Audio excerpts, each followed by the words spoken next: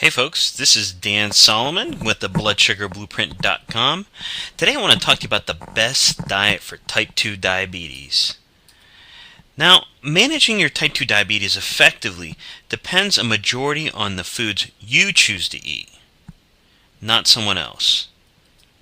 See, combining the right type of carbohydrates, proteins, and fats together can have a dramatic impact on how your diabetes affects your body. You can either have a positive effect or a negative effect. Now, unfortunately, most of the diabetic diets and nutrition information given by doctors and other healthcare professionals is based on a limited or even outdated research. It simply is ineffective in properly managing type 2 diabetes. The people with diabetes, maybe even you, follow these bad dietary recommendations and are having limited success or no success at all. These people are mostly relying on medications to control their blood sugar. Medications have proven to have little effect on improving diabetes, but rather they just mask the symptoms of diabetes. Medications simply don't address the root cause of type 2 diabetes. Plus, you run the risk of harmful side effects, many of them. We've all heard the commercials. Now, food has the ability to treat type 2 diabetes at the cause, the root cause. Like Hippocrates has said, let food be thy medicine. Using food for medicine, you will be able to maintain healthy blood sugar levels, lower your risk of all diabetic complications, lose weight, increase your energy, improve sexual performance, who doesn't want that, improve your health, and reverse your diabetes altogether. Now, the diet I'm suggesting is based on sound research. It's time-tested and has proven to be effective in attacking diabetes at its root cause. It is the best diet for type 2 diabetes. Now, let's get in and start talking about carbohydrates. This is where much of the confusion comes in. We've all seen that look, and you've probably given that look before. Should you avoid carbs? How much should you eat if you do eat them? And which carbs are good and which ones are bad? Now, let's get one thing clear. Carbohydrates are the only foods that affect your blood sugar. Things like, soda, fruits, vegetables. Carbohydrates come from an array of foods like potato chips and cookies, to juice and soda, to vegetables and fruits. Now, they all affect your blood sugar and your diabetes in some a positive way and some in a negative way. Now, which carbohydrates should you avoid? Well, the general rule of thumb I like to go by is avoid any type of carbohydrate that it comes in a box, that's in a package, or is pre-cooked or frozen, or that has been processed. Now, most of these types of carbohydrates are filled with simple sugars or high fructose corn syrup and other additives that negatively impact your blood sugar. And the sad thing is, sometimes they're actually hidden in the food as certain additives, so you don't actually know what you're getting. And you definitely want to avoid high fructose corn syrup, one of the nastiest ingredients on the planet. Now, foods to avoid: pastries, cookies, cakes, and pies, of course, table sugar, and even sugar substitutes like Equal, Sweet, and Low, and Splenda. Now, research has shown that all these have some sort of negative impact on your body, either tricking your body to thinking it's sugar and actually raising insulin production in your body or causing spikes in your blood sugar, or they have been linked to one form of cancer or another. Now, pastas and bread, cereal, and other whole grains are actually dangerous when you are type 2 diabetic. Milk, juice, and sodas. So you're probably wondering, oh God, I eliminated most of the foods in your diet, so you're probably wondering which carbohydrates you should be eating. Well, the rule of thumb here I like to go by is eat a majority of your carbohydrates that used to be alive, that used to be living entities. Now, these carbohydrates are minimally processed, high in essential nutrients, and have no hidden additives, and have a positive effect on your blood sugar and your health. Now, the foods to eat include all green leafy and non-leafy vegetables, bright colored vegetables, and all fruit berries like blackberries, blueberries, acai berries, cranberries. These things tend to be very high in antioxidant value and can actually help improve your diabetes. Now, making the switch to the right type of carbohydrates will allow you to maintain good blood sugar levels and prevent the roller coaster blood sugar effect. I'm sure many of you have experienced it. You have high blood sugars, low blood sugars, up and down. You don't know which way you're going. You will improve your energy levels, prevent fatigue, and reduce inflammation within your body. Now that we talked about carbohydrates, let's move on to protein. Now, protein is made up of a string of amino acids. Now, proteins are the building blocks of DNA and RNA, the human cell structure, and the precursors to insulin production. Now, consuming high amounts of quality protein is vital for optimal health and disease prevention. We eat proteins mostly from animals, which are called complete proteins. And we also get some protein from plants, which is called incomplete proteins. Now, when protein is eaten, it is broken down into amino acids, and then it rebuilds in our own. Then it is rebuilt in our own body proteins to prevent maximum absorption. Now, high-quality proteins include red meats, poultry, fish, eggs, nuts, seeds, cheese, yogurt, and beans. You can also get protein from supplements like whey protein. Most of us have heard of that. Soy protein, even hemp protein powder, which comes from the hemp plant. Hemp protein is very interesting because it is a actual complete protein, just as you would eat an egg. And that leads me to egg protein powder. Now, just to make sure, if you do choose to go the route of supplements for some of your proteins, if say you're vegetarian and you want to supplement some protein, you want to make sure you look for ones of good quality. The label should contain a USP seal, the United States of Pharmacopoeia. That ensures the quality, and it has been inspected for the quality, basically meaning that you're getting what you're paid for. Now, why is animal protein so important? Well, animal protein is by far the best source for animal protein is by far the best source for adequate quality protein. If you're a vegetarian, you can combine vegetables, beans, lentils, nuts, and soy products to meet your protein needs. And you have to do this on a daily basis to make sure you're getting adequate vitamins and nutrients. Now, vegetarians often have to consume very high amounts of these foods just to meet their minimum protein needs. The quality of animal proteins is very important. Knowing the source of any animal you consume is critical to avoid negative health effects associated with grain-fed, hormone-stuffed, antibiotic-filled, and chemically loaded meats.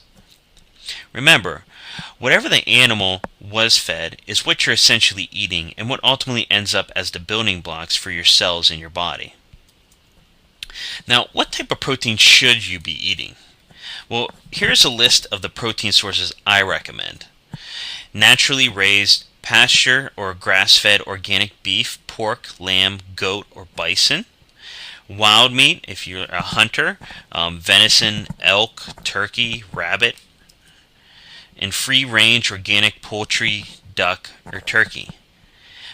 Eggs that are cage-free. Wild fish. A lot of the fish that you get in your grocery stores, unfortunately, is farm-raised. And I won't go into too much detail, but it's not a pretty sight on what they feed the fish. You want to look for things like sockeye, wild salmon, and if you're into an outdoors person or someone that is, try to get your fish from that source. Nuts, seeds, beans, and legumes. Now, consuming these high-quality proteins will allow you to stabilize your blood sugar through improving insulin sensitivity and insulin production, prevent overeating, and help you lose weight. Now that we talked about protein, let's move on lastly to fat. Now, fat has gotten a bad reputation over the years and is so-called the bad guy. Now, most doctors will tell you to avoid it, and the low-fat diet has been promoted as the standard for most people, including diabetics. Now let me say this, fat does not make you fat. Fat is essential for normal growth and development, energy. Fat is the most concentrated source of energy we can possibly consume. Absorbing and fat helps us absorb certain vitamins like A, D, vitamin E, K, and carotenoids, providing cushioning for our organs and maintains cell membranes, provides taste, consistency, and stability to our foods, and tons of other benefits. Now, there are three main types of fat: saturated fat, unsaturated fat, and trans fat.